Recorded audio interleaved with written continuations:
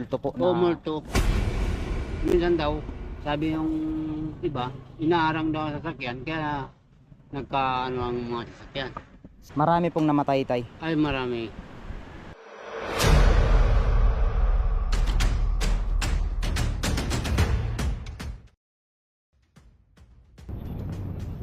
Dito. Makikita nyo, iniiwasan na lang nila itong mga bitak ng kalsada na ito dahil napakadelikado nga. So ayan, lapitan natin mga kalahi. Ito yung mga lubak na dinadaanan. Kinikilabutan ako, feeling ko nandito pa rin yung mga espiritu.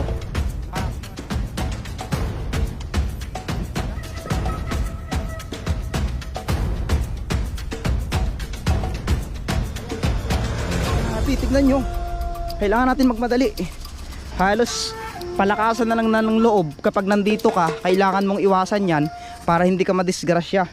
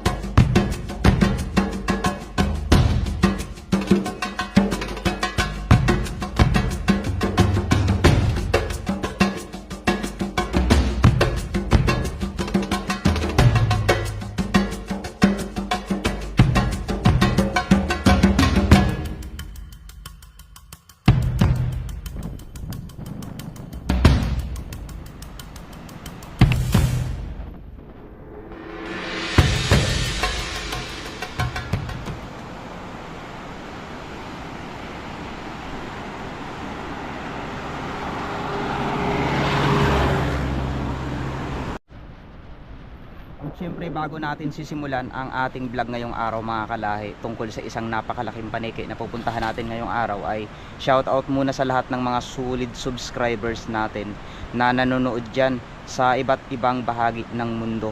Ayan, ngayong araw ay masaya akong ibahagi sa inyo ang karanasan ko bilang isa sa mga residente dito sa Occidental Mindoro na madaanan ko ang isang napakagandang kalsada ito. Ngunit alam nyo ba, sa ganda at malawak na tanawin na nakikita natin dito ay may mga kwento pa rin na nakakapangilabot na hanggang ngayon ay hindi makalimutan ng mga taong nakatira dito.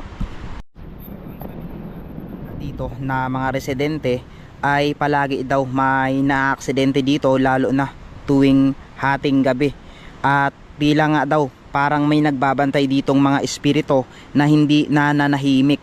Ang mga kaluluwang kinuha noong buhay ngayon ay humihila rin daw ng ibang mga kasama nila.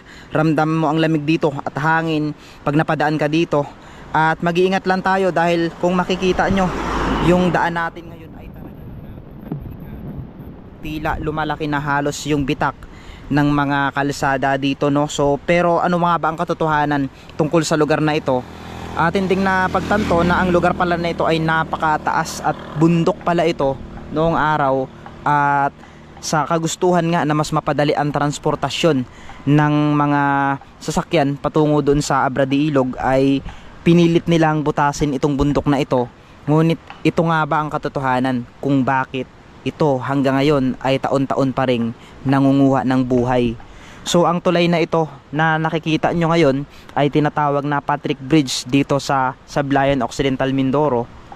Ito rin yung nag-uugnay doon sa bayan ng Santa Cruz.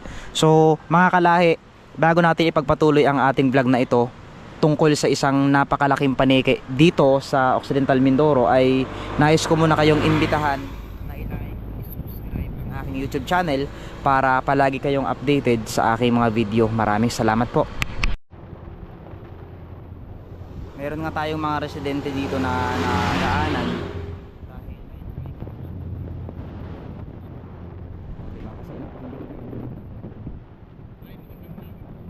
Pwede po kayong ma-interview, tay? Ha? Pwede po kayong ma-interview saglit tungkol dito sa daan na ito. Kasi nagbablog po ako tungkol sa daan na ito. Gusto ko pong ipakita sa mga manonood kung gaano yung katotohanan. Taon-taon daw ditong may namamatay noong araw. Ano tungkol yan Sa Patrick po. Patrick? Oo, ano naman. Ano pong dahilan sa palagay nyo kung bakit hanggang ngayon ay may mga aksidente pa rin na nangyayari dito? Sa tingin ko lang, gawa sa kalsada. Nagbitag-bitag ang kalsada. Tapos bigla namang kurbada. Hindi siguro nabawi kagad yung kanyang manubila. Kaya kuminsan nagdiretso na sa bangin. Sa inyong karanasan po, Tay, nakaakto na po ba kayo ng mismong aksidente dito sa lugar na to? Oo naman yung ano, dimple, tumalon dyan. Dito po sa lugar na ito. Oo. Marami pong namatay, Tay. Ay marami. Yung ano yun, may pangalan yun ay hindi ko lang natandaan kung anong sinabing pangalan ay. Diyan daw nga sa Patrick. Nandyan po siya ngayon nakatira. Sabi. Yung ano lang, yung mumut, tinatawag na mumut. Parang multo po na. Oo, multo. Kuminsan daw, sabi yung iba, inaarang daw ang sasakyan, kaya nagkaano ang mga sasakyan. Makita natin ang personal at actual na makita natin yung mga nangyayari dito sa lugar na ito na tinatawag nilang napakadelikadong daan dito. So ayan yung nakikita natin. Daan dito. Kung makikita nyo, iniiwasan na lang nila itong mga bitak ng kalsada na ito dahil napakadelikado nga. One time na dumaan din ako dito gabi ay muntikan lang talaga, kaya sa lahat ng mga baguhan na pupunta dito ay mag-iingat tayo lalo na kung gabi. So napakadelikado lalo sa ngayon. So kung makikita nyo, ayan may mga ilang dumadaan, so kailangan nating puntahan to at makita para i-explain. Napansin ko rin dito na may mga ilaw naman dito na nakatayo pero hindi siya katulad ng ilaw na nakikita natin sa mismong highway. So siguro ang ilaw na ito ang dahilan din kung bakit hindi gaano ang mga daan tulad na to. Kung makikita nyo, grabe. So lapitan natin. Hindi. So ayan, lapitan natin mga kalahi. Ito yung mga lubak na dinadaanan. Kung magkamali ka dito, lalong lalo na dito sa part na ito, ay talagang sigurado ka, talagang may kalalagyan ka dahil delikado. Isipin nyo yung level na to ay bumaba na ng halos 1 feet. So ganun katindi yung nangyari dito. So kung makikita nyo naman mga kalahi, ayan o, ito po ay mga ispalto na inilagay na alam nyo ba na yung mga DPWH daw na gumawa na to, tila na aksidente rin dito sa part na ito. Dito daw natin makikita yung bumagsak na ruro.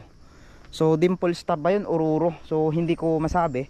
At kung makikita nyo, ayan, napakadelikado talaga. Kinikilabutan ako, feeling ko nandito pa rin yung mga espiritu na aksidente dito. Ayan, kung makikita nyo, grabe, napakatindi mga kalahi yung daan. So maaktuhan natin.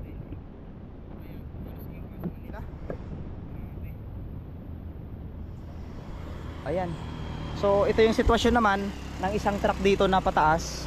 Kung makikita nyo, so kung first time kang pumunta dito ay kailangan mong malaman ang lugar na ito. Ayan, so napakatindi, napakadelikado. So makakalahit na napakita na natin, medyo kinakabahan na ako dahil feeling ko may mga tumitingin na sa atin. Ayan, grabe, tignan nyo. Kailangan natin magmadali. Kailangan natin magmadali kung makikita nyo. Ayan, diba? Halos palakasan na lang na ng loob kapag nandito ka. Kailangan mong iwasan yan para hindi ka madisgrasya.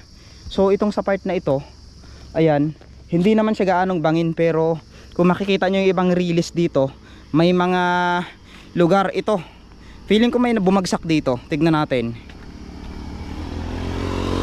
Tignan natin ha, tignan natin.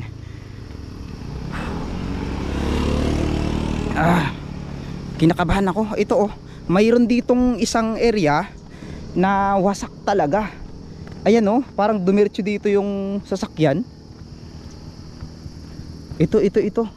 Tignan natin. Parang dumiretso dito yung sasakyan at dito na lang bumagsak. Pero bangin ito, ayan oh.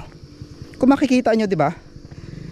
Bagsak, natanggal ang isang release. So ibig sabihin, itong area na ito, itong part na ito ay may na-aksidente na, panigurado. Ayan. So sa bayan ng Magsaysay ay meron din dito, yun yung isusunod natin mga kalahi. So ayan. Grabe. So tara na.